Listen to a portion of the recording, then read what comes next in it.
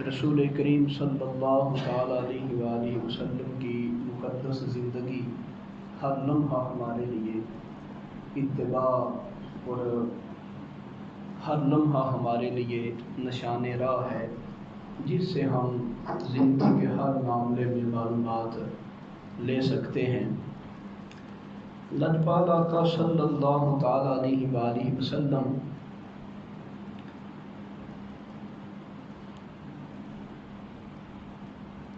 کی مبارک زندگی کا ایک پہلو مولا علی المرتضیٰ شیر خدا کرم اللہ وجہہ الکریم فرماتے ہیں،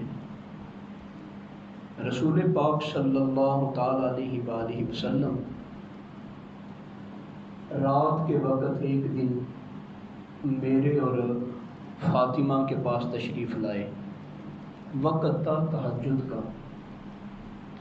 مولا علی فرماتے ہیں، رسول کریم صلی اللہ تعالیٰ علیہ وآلہ وسلم نے ہمیں جگایا اس لیے کہ ہم نماز تہجد کو ادا کریں۔ جگانے کے بعد کریم آقا صلی اللہ علیہ وآلہ وسلم اپنے گھر تشریف لے جاتے ہیں اور وہاں جا کر کافی دیر سرکار نے نفل پڑھے، اور کافی دیر جب گزر گئی تو نبی پاک صلی اللہ تعالیٰ علیہ وآلہ وسلم نے دیکھا کہ کوئی حرکت نہیں ہو رہی۔ گھر ساتھ ساتھ ہوں تو ساتھ والا گھرانہ اگر اٹھ جائے تو بندے کو پتہ چل جاتا ہے کہ پانی کی آواز آ رہی ہے، کوئی لائٹ دیا وغیرہ چلا ہے یا چلنے کی آواز آتی ہے، معلوم ہو جاتا ہے۔ مولا علی فرماتے ہیں، سرکار عبادت کرتے رہے، ہماری کوئی حرکت محسوس نہ ہوئی۔ سرکار نے جان لیا کہ وہ دونوں نہیں اٹھے۔ سرکار دوبارہ پھر ہمارے گھر میں آ گئے اور لجپال آقا صلی اللہ تعالیٰ علیہ وآلہ وسلم نے ہم دونوں کو پھر جگایا کہ اٹھو اور نماز تہجد کو ادا کرو۔ یہ حدیث پاک ختم ہو گئی۔ اب نبی پاک صلی اللہ تعالیٰ علیہ وآلہ وسلم کا بطور باپ اس حدیث پاک کے اندر کردار کیا ہے؟ کردار یہ ہے کہ فرض تو فرض، نفلی نمازوں کے لیے بھی والدین کو چاہیے کہ اپنی اولاد کو جگائیں۔ نبی پاک صلی اللہ تعالیٰ علیہ وآلہ وسلم کا ایک بار جگانا ہی کافی تھا، سرکار دوسری بار پھر ان کو جگا رہے ہیں، اور حدیث کا متن یہ بتاتا ہے کہ دوسری بار یہ دونوں ہستیاں اٹھ گئی تھیں۔ اگر وہ نہ اٹھتی تو سرکار پھر آ کے جگاتے۔ ہم تو اول اپنی اولاد کو کہتے ہی کوئی نہیں، رشتہ داروں کو نیکی کی دعوت دیتے ہی نہیں، بیٹوں کو بیٹیوں کو نماز کی طرف لے کے آتے ہی نہیں۔ اگر ہم کہہ بھی دیں تو صرف وہ فرض پورا کرنے کے لیے ہم کہہ دیتے ہیں، لیکن بیوی اگر میرا کوئی ذاتی کام نہ کرے تو بعد میں ظاہر ہے میں غصے بھی ہوتا ہوں۔ اولاد اگر کام نہ کرے، اولاد سے ناراضگی کا اظہار بھی کیا جاتا ہے۔ حتیٰ کہ جو بھی ہمارے تعلق والا ہے، اگر ہمارا پرسنل کام، ذاتی کام، دنیا کا کام کوئی بندہ نہ کرے تو آٹومیٹکلی چہرے کے تاثرات بدل جاتے ہیں کہ اس نے میرا کام نہیں کیا، میری بات نہیں مانی۔ تو اس سے بڑھ کے نماز کے بارے میں اور دین کے بارے میں ہونا چاہیے۔ رسول کریم صلی اللہ تعالیٰ علیہ وآلہ وسلم کی سیرت مبارکہ ہمیں یہ سکھاتی ہے کہ شادی ہو جانے کے بعد بھی داماد کو بھی اور بیٹی کو بھی نماز کی دعوت لگاتار دیتے رہنا چاہیے۔ تو وہ صرف نماز نہیں تھی، وہ نماز تہجد تھی، فرض نماز نہیں تھی، سرکار بار بار آ رہے تھے، اور حالانکہ رات کے وقت آ رہے تھے۔ رات کے وقت بڑی احتیاطی ہوتی ہیں، لیکن اس کے باوجود بھی لجپال آقا صلی اللہ تعالیٰ علیہ وآلہ وسلم اپنے عمل سے امت کو بتا رہے تھے کہ باپ کے اوپر یہ بھی ذمہ داری ہے کہ شادی کے بعد بھی اپنی بیٹیوں کو، اپنے دامادوں کو، رشتہ داروں کو نماز کی تلقین کرتے رہے۔ تو کم سے کم جس وقت بندہ اپنی بیٹی کے گھر چلا جائے یا بیٹی اور داماد گھر آئیں تو ان کو بندہ پیار کے ساتھ کہہ دے کہ تمہارے اوپر نماز فرض ہے، میں بھی نماز پڑھنے جا رہا ہوں، آؤ میرے ساتھ نماز پڑھ لو۔ بیٹی کو کہا جائے کہ تم گھر میں نماز پڑھو، اور ضرور پڑھنا، جا کے پھر پوچھے بھی کیا تم نے نماز پڑھی ہے کہ نہیں پڑھی۔ سرکار نے یہ تو نہیں کہا کہ ایک بار جگا دیا میرا فرض پورا ہو گیا، اب یہ دونوں اٹھے نہ اٹھے اب میری کوئی ذمہ داری نہیں ہے، بلکہ سرکار دوبارہ پھر آئے اور پھر نزاکت مسئلے کی دیکھیں، ایک وہ رات کا وقت تھا، دوسرا نماز تہجد تھی، فرض نماز نہیں نفلی نماز تھی۔ لجپال آقا صلی اللہ تعالی علیہ وآلہ وسلم اٹھانے آ رہے ہیں، سرکار بطور باپ اپنی اولاد کو نہ صرف فرض نمازوں کی تاکید کرتے تھے، نفلی نمازوں کی بھی تاکید کرتے تھے۔ باپ ہوتا ہی وہ ہے جو نہ صرف دنیا کا سوچے بلکہ عقبہ کی تیاری کے لیے بھی اپنی اولاد کے لیے ہر لمحے کو ہاتھ سے نہ جانے دے، بلکہ ان کی تعلیم و تربیت کے لیے سوچتا رہے۔ رسول کریم صلی اللہ تعالی علیہ وآلہ وسلم کا دوسرا عمل،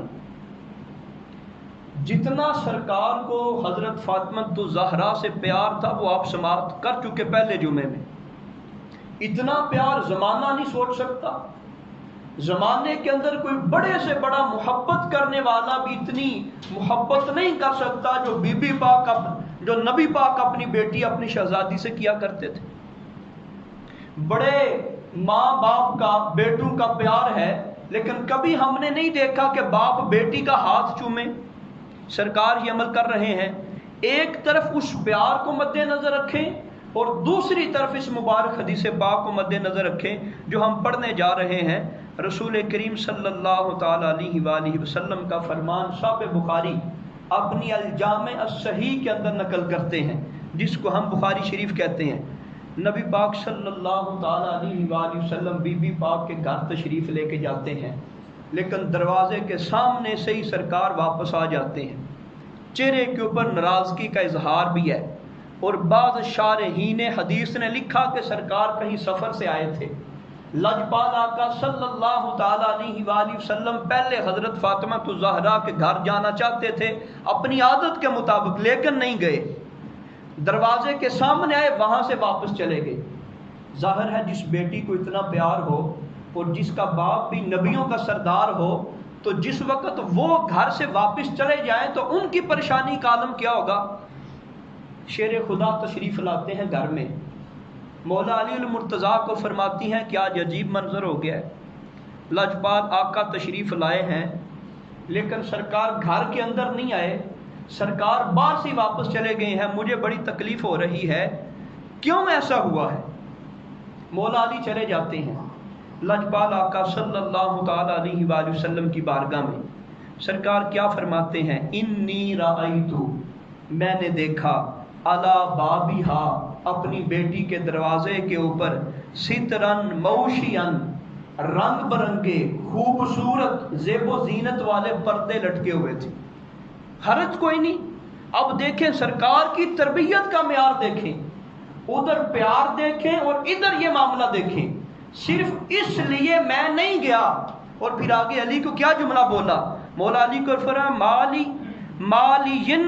والی دنیا، میرا دنیا سے کیا تعلق ہے؟ میرا دنیا والوں سے کیا تعلق ہے؟ جو دنیا والے ہیں میرا ان کے ساتھ کیا لینا دینا ہے؟ میں اس گھر میں کیوں جاتا؟ اس گھر کے شروع پہ تو زیب و زینت والے خوبصورت قسم کے پردے لٹکے ہوئے تھے۔ مولا علی رضی اللہ تعالیٰ عنہ کیا کہتے؟ واپس آگے آ کے بی بی پاک کو فرمایا کہ نبی پاک صلی اللہ تعالی علیہ وآلہ وسلم یہ فرما رہے ہیں۔ مولا علی کو اسی وقت عرض کی کہ آپ جائیں، سرکار کو جا کے فرمائیں جیسا آپ کہیں گے میں ویسا کرنے کے لیے تیار ہوں، مجھے تو آپ کی رضا چاہیے، ہمیں تو آپ کی خوشی چاہیے، جو کہیں گے ویسا ہو جائے گا۔ تو نبی پاک صلی اللہ تعالی علیہ وآلہ وسلم نے فرمایا ترسلی بہ الی فلان، فلاں بندے کے گھر میں ارسال کر دو، بھیج دو، وہ ماڑا تھا، غریب تھا، تنگ دست تھا، اس کے گھر میں بھیج دو۔ اہل بیت فیہم حاجت، وہ زیادہ ہمارے سے حاجت کے حقدار ہیں، وہ زیادہ غریب ہیں، ان کو ضرورت ہے۔ اگر یہ رنگ برنگا خوبصورت زیب و زینت والا پردہ نہ بھی ہوتا تو ہمارا گزارا ہو جانا تھا، ایک سادے کپڑے سے بھی کام چل جانا تھا۔ مقصد تو یہ تھا کہ گھر کا پردہ ہو جائے، لیکن زیب و زینت والا یہاں پہ کپڑا لگانے کی کیا ضرورت تھی؟ ان کو کہہ دیں کہ فلاں کو بھیج دو۔ اسی وقت بی بی پاک نے مولا علی رضی اللہ تعالیٰ عنہ کے ہاتھ میں وہ کپڑا بھیج دیا۔ وہ کپڑا پھر مولا علی رضی اللہ تعالیٰ عنہ لے گئے اور دے دیا۔ نبی پاک صلی اللہ تعالیٰ علیہ وآلہ وسلم کو خبر پہنچی تو لاجپال آقا صلی اللہ تعالیٰ علیہ وآلہ وسلم نے فرمایا میری بیٹی نے اس کے بدلے جنت کو خرید لیا ہے۔ یہ باپ کی تربیت، یہ باپ کا طریقہ ہے اپنی بیٹی کی تربیت کرنے کا۔ ہم نے کبھی سوچا ہی نہیں۔ بڑے خاندان ایسے دیکھے ہیں، وہ چادر گلے میں ہوتی ہے تو بیٹی گھر کا کام کر رہی ہے، گو گھر کے اندر سارے محرم ہیں۔ یہ حرام تو نہیں تھا کہ گھر کے اوپر رنگ برنگے خوبصورت پردے لٹکے ہوئے ہوں، یہ ناجائز تو نہیں ہے، حرام تو نہیں ہے، منع تو نہیں ہے شریعت میں، لیکن اللہ کے محبوب نے پھر بھی فرمایا ہمارا لین دین دنیا سے نہیں ہے۔ اور پھر سرکار نے کتنا زبردست جملہ بولا، حالانکہ سوال کیا تھا کہ آپ فاطمہ کے گھر میں کیوں نہیں آئے، تو جواب کیا تھا دنیا والوں سے ہمارا کوئی لین دین نہیں ہے۔ اب جواب یعنی بی بی پاک کو دے رہے ہیں کہ جس بندے کو دنیا سے محبت ہو، دنیا کی زیب و زینت سے محبت ہو، مجھے اس کے ساتھ کوئی پیار نہیں ہے، میرا اس کے ساتھ کوئی تعلق نہیں ہے۔ تو اب یہ دیکھیں رسول کریم صلی اللہ تعالیٰ علیہ وآلہ وسلم کی تربیت کا انداز، سرکار کیسے تربیت فرما رہے ہیں۔ اور ہمیں کچھ نہیں ہوتا، وہ بالکل کپڑا گلے میں لٹکا ہوا ہے، کوئی پرابلم نہیں ہے۔ گھر کے اندر باقی جو گناہ کے کام ہو رہے ہیں، ڈرامہ چل رہا ہے، کوئی مسئلہ نہیں ہے۔ باپ بیٹھا ہوا، بیٹیاں بھی بیٹھی ہوئی ہیں، غیر محرم آ رہے ہیں، کوئی مسئلہ نہیں ہے۔ رسول کریم صلی اللہ تعالیٰ علیہ وآلہ وسلم کی زندگی ہمارے لیے بہترین نمونہ ہے۔ ہم ذمہ دار ہیں اس بات کے، ہم مکلف ہیں اس بات کے کہ جو ہمارے آقا نے کیا ہم نے وہی کرنا ہے۔ جب ہم حدود مسلم کے اندر داخل ہو گئے، ہم اس بات کے ذمہ دار ہو گئے، ہم نے اپنی مرضیاں ساری کی ساری وہ بیع کر دی ہیں، بیچ دی ہیں۔ جس وقت بندہ کلمہ پڑھتا ہے پہلی بیعت رسول اللہ کی کرتا ہے، وہ حقیقت میں بیعت ہو جاتی ہے۔ بیعت کیا ہے؟ ہم کہتے ہیں فلاں چیز بیع کر دی ہے، بیچ دی ہے۔ ہم تو اپنا من دن سب کچھ سرکار کو بیچ دیتے ہیں کلمہ پڑھ کے، یعنی اب ہماری مرضی نہیں چلے گی، مرضی والضحیٰ کے چہرے والے کی چلے گی۔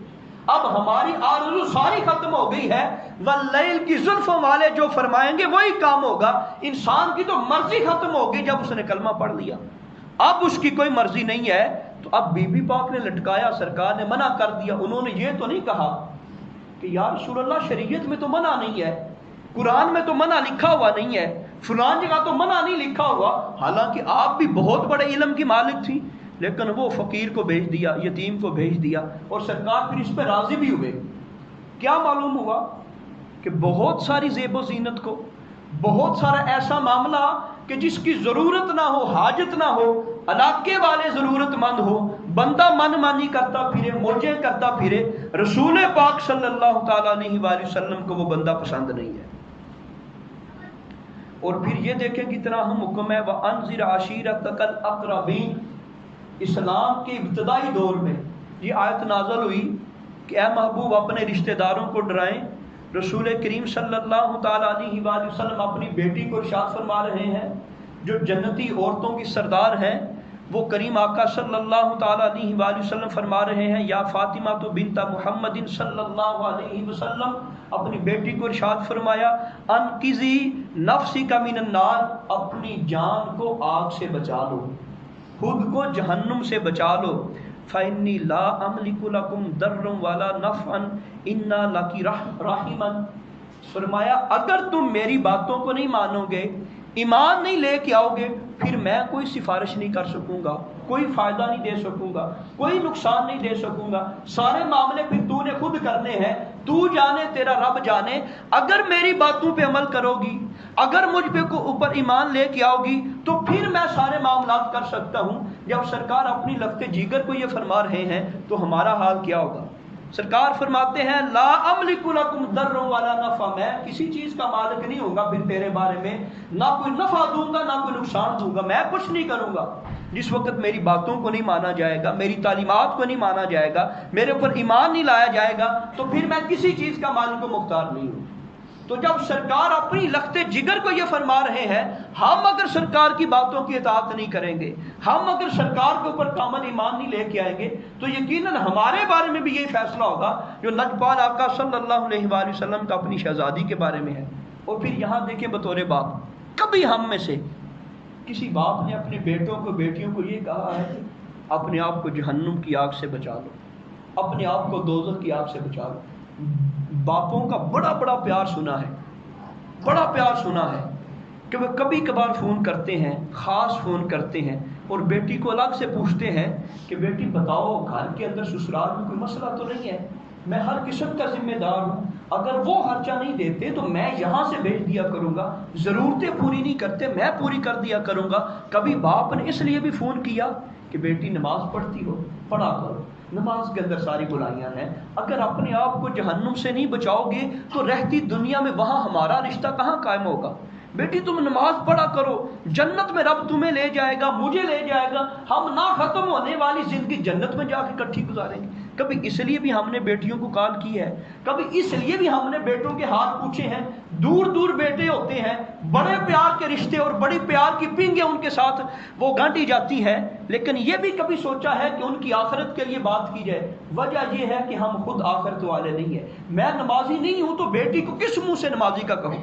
میں خود فجر نہیں پڑھتا تو بیٹے کو کس منہ سے کہوں کہ بیٹا صبح سویرے اٹھا کرو، نماز پڑھا کرو، رب رب کیا کرو، قرآن کھولا کرو؟ یہ رسول پاک کی تعلیمات۔ اور یہ موضوع شروع کرنے کا مقصد یہی تھا کہ ہمیں پتہ چلے لجپال آقا باپ بن کے کیسے زندگی گزاری، اور اتنی مصروف زندگی لجپال آقا کی کہ بندہ سوچ بھی نہیں سکتا، ایک لمحہ بھی سرکار کے پاس نہیں ہے، اور نہ سرکار ایک لمحہ ضائع کیا کرتے تھے۔ وہ کریم آقا صلی اللہ تعالیٰ علیہ وآلہ وسلم کبھی راتوں کو اٹھ کے اپنی بیٹی کو، اپنے داماد کو جا کے جگاتے ہیں تہجد پڑھی ہے کہ نہیں پڑھی؟ کبھی وہ محبوب اپنی بیٹی کو کہتے ہیں کہ یہ کپڑا اتار دو اس لیے کہ اس کا تعلق دنیا والوں سے ہے، کبھی وہ محبوب فرماتے ہیں کہ اپنے آپ کو جہنم کی آگ سے بچا لو۔ یہ محبوب پاک صلی اللہ تعالیٰ علیہ وآلہ وسلم کی تربیت کا انداز ہے۔ حضرت سبحان روایت کرتے ہیں، امام احمد نے بھی اس کو نقل کیا ہے، امام نسائی نے بھی اس کو نقل کیا ہے، جناب سبحان بیان کرتے ہیں کہ بلا شبہ حبیرہ کی بیٹی رسول کریم صلی اللہ تعالیٰ علیہ وآلہ وسلم کی بارگاہ میں حاضر ہوئی، انگوٹھی تھی سونے کی ہاتھ میں، لجپال آقا صلی اللہ تعالیٰ علیہ وآلہ وسلم نے چھڑی لی اور اس انگوٹھی کے اوپر ماری۔ اس میں پیار والا غصہ تھا، سختی کے ساتھ نہیں، ممانت والا پیار والا غصہ تھا، اس انگوٹھی کے اوپر ماری۔ رسول کریم صلی اللہ تعالیٰ علیہ وآلہ وسلم نے ارشاد فرمایا کیا تمہیں یہ بات پسند ہے کہ اللہ تعالیٰ اس انگوٹھی کی وجہ سے تجھے جہنم کے اندر ڈال دے؟ اس دور کی بات ہے جس وقت عورتوں کے اوپر سونا حرام نہیں تھا، عورتوں کے اوپر سونا جو ہے وہ حلال ہے، وہ پہن سکتی ہیں، ابتدائی دور کی بات ہوگی۔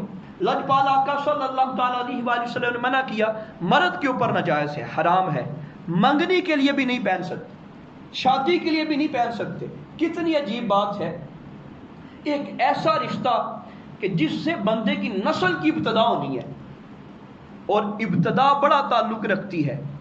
ہم کسی دکاندار کے پاس جائیں نا تو وہ کوشش کرتا ہے کہ پہلا گاہک ضائع نہ ہو اس کے بقول، اور ساری دنیا کے دکانداروں کا، تاجروں کا یہ ذہن ہے کہ پہلا گاہک اگر خالی چلا گیا تو پھر سارا دن ہی ہمارا ایسا ہوگا، گو اسلام کے ساتھ اس کا تعلق کوئی نہیں ہے۔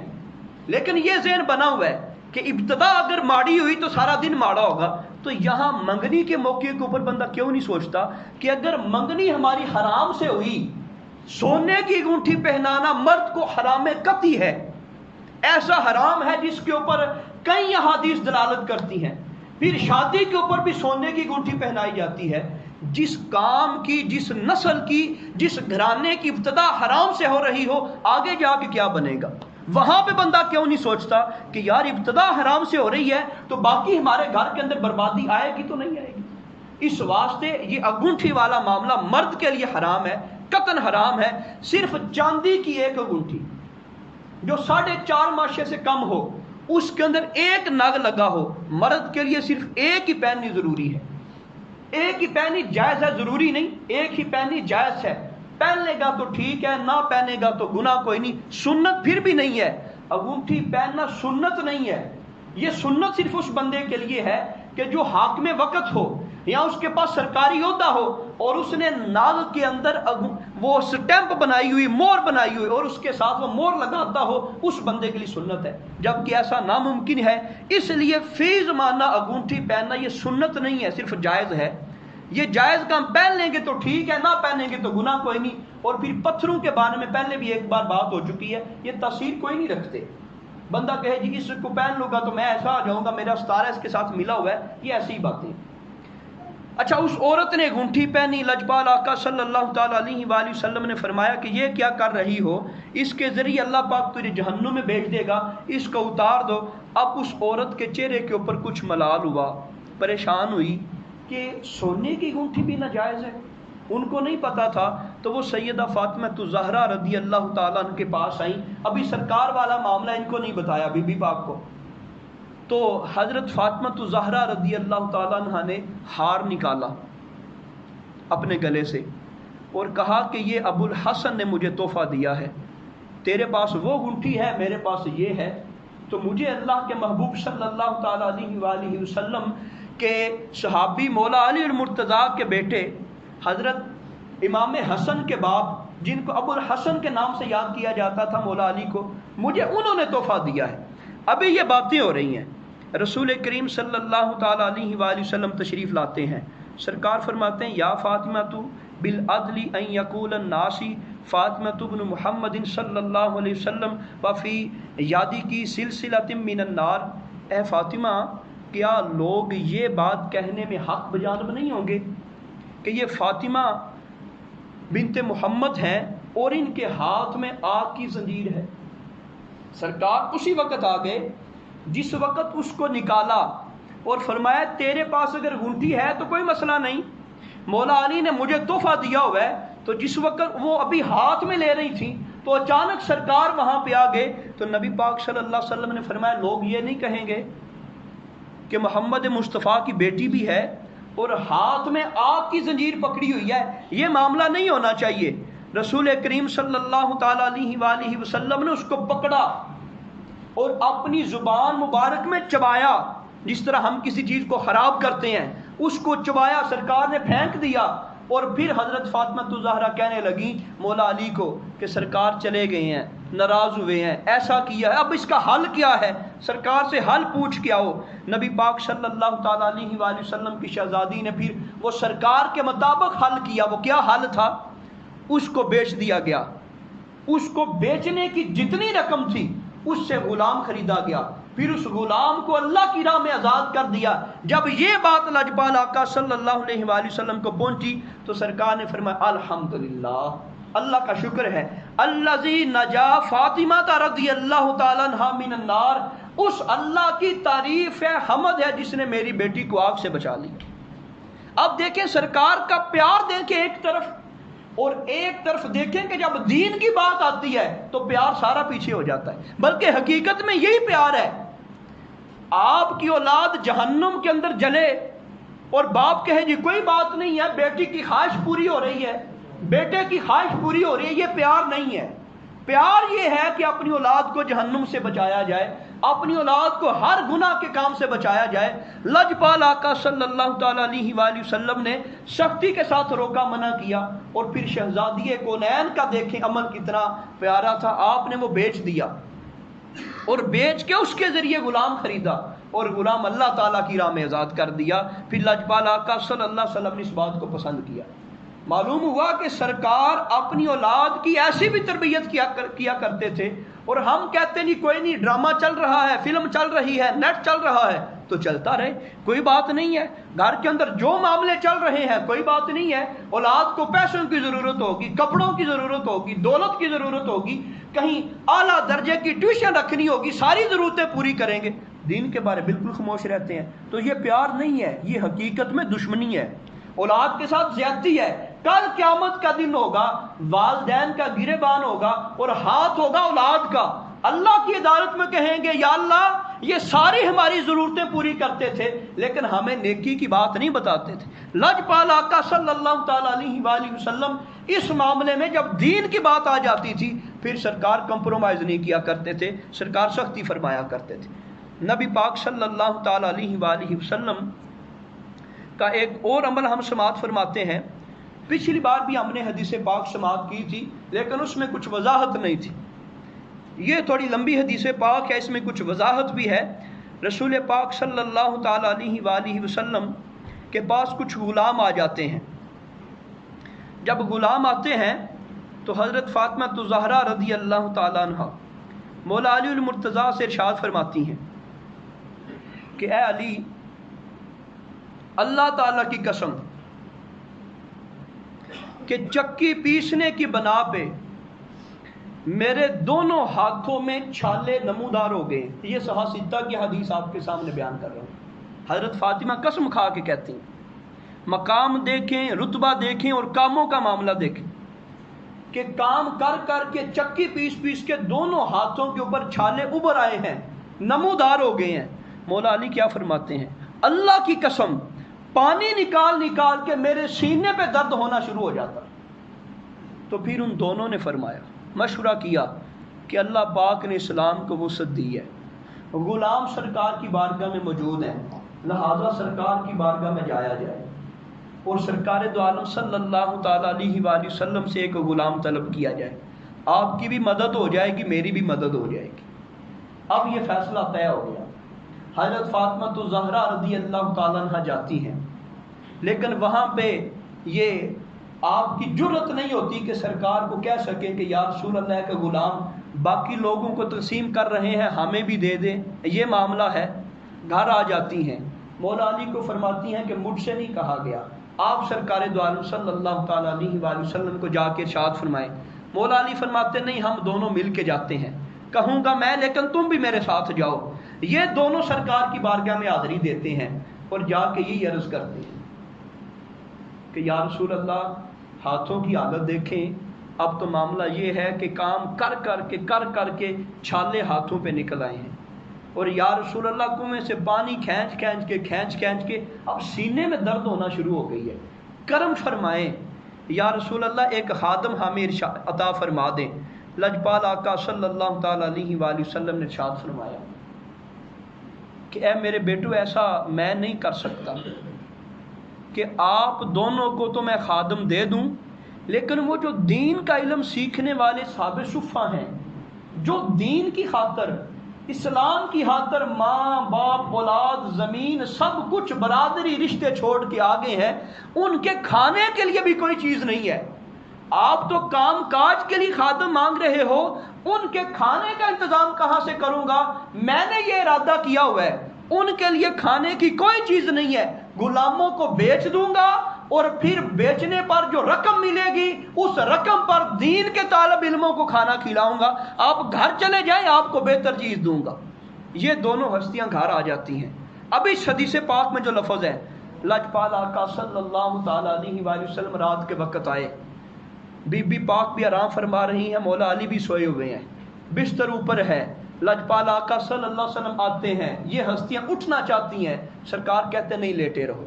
اب یہاں بھی سرکار کا معاملہ دیکھیں، سرکار یہ نہیں چاہتے کہ میرے لیے لوگ اٹھ کے کھڑے ہو جائیں، میرا استقبال کیا جائے. سرکار نے فرمایا نہیں، تم دونوں لیٹے ہو تو لیٹے رہو. اسی حدیث میں ذکر ہے کہ اگر وہ کپڑا سر پہ لیتے تھے تو پاؤں ننگے ہو جاتے تھے. مقام کیا ہے؟ آج جن ہستیوں کے وسیلے سے ہم نمازوں کے اندر دعا مانگتے ہیں، جن ہستیوں پر ہم نماز کے اندر درود پڑھتے ہیں، جن ہستیوں کا نام لے کر ہمارا دین پورا ہوتا ہے، جن ہستیوں سے بغض رکھ کے بندہ مسلمان ہی نہیں رہتا، ان ہستیوں کا عالم کیا ہے؟ حدیث پاک میں ہے جب سر پہ کپڑا لیتے تھے پاؤں ننگے ہو جاتے تھے، جب پاؤں پہ کپڑا لیتے تھے سر ننگا ہو جاتا تھا. یہ کپڑا تھا. لجپال آقا صلی اللہ علیہ وسلم بیٹھ کے آتے ہیں، مولا علی فرماتے سرکار کے مبارک جسم کے ساتھ میرے پاؤں لگتے ہیں، ٹھنڈک سینے میں محسوس کرتا ہوں.